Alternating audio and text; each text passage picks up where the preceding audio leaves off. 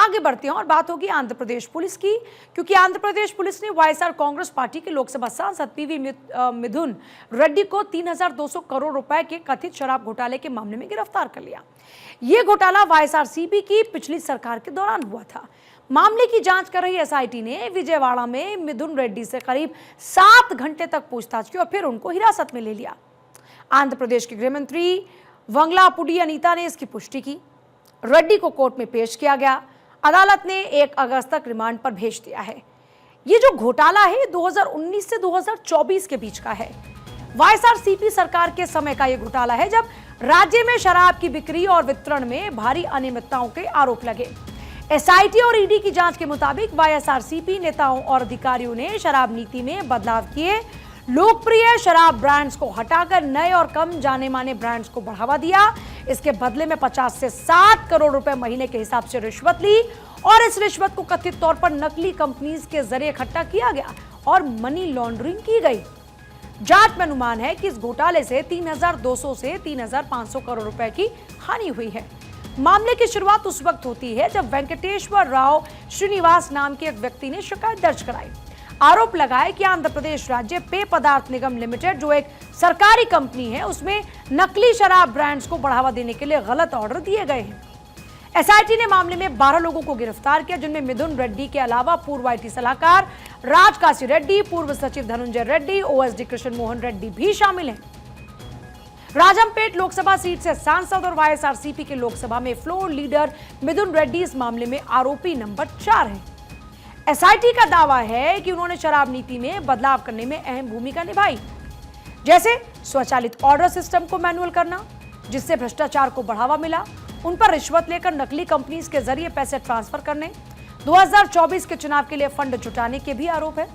SIT ने एक company से 5 करोड़ रुपए की राशि मिथुन रेड्डी से जुड़ी फर्म में ट्रांसफर होने का सबूत भी पाया। मिथुन रेड्डी ने गिरफ्तारी से बचने के लिए आंध्र प्रदेश हाई कोर्ट और सुप्रीम कोर्ट में अग्रिम जमानत याचिका दायर की, लेकिन दोनों अदालतों ने उनकी याचिका को खारिज कर दिया। सुप्रीम कोर्ट ने 18 जुलाई को उनकी जमानत याचिका ठुकराई, जिसके बाद एसआईटी ने उनकी गिरफ्तारी की। इससे पहले एसआईटी ने उनके खिलाफ लुकआउट नोटिस जारी किया था ताकि वो देश छोड़कर ना भाग पाए। वहीं वाईएसआरसीपी ने इस गिरफ्तारी को राजनीतिक बदले की कार्रवाई बताया। पार्टी नेता मल्लाडी विष्णु कह रहे हैं कि ये मुख्यमंत्री एन चंद्रबाबू नायडू की साजिश है, जो वाईएसआरसीपी नेताओं को निशाना बना रहे हैं। This is a bogus case. It's been 1 year and not even a single trace of evidence relating to the amount of money that was actually swindled or the amount of money that was actually used in the scam that they are stating. They are doing allegations saying as this is a 50,000 crore scam. Then later on they'll change it to 30,000, later on 10,000, and now they're saying it as 3,500 crores. But honestly, there is no such case as liquor scam. Nothing has happened. This is all framed up. We know for a fact Mithun Anna is going to come out with clean sheet. और SIT ने इस मामले में 300 पन्नों की प्रारंभिक chargesheet दाखिल की, जिसमें 62 करोड़ रुपए की संपत्ति जब्त करने और 268 गवाहों से पूछताछ का जिक्र भी है। वाईएसआरसीपी सरकार ने 2019 में नई शराब नीति लागू की थी, जिसका दावा यह था कि यह शराब की खपत को कम करेगा और चरणबद्ध शराबबंदी लागू करेगा। इसके तहत शराब की बिक्री को पूरी तरीके से सरकारी नियंत्रण में लिया गया और आंध्र प्रदेश राज्य पेय पदार्थ निगम लिमिटेड यानी APSBCL को जिम्मेदारी दी गई।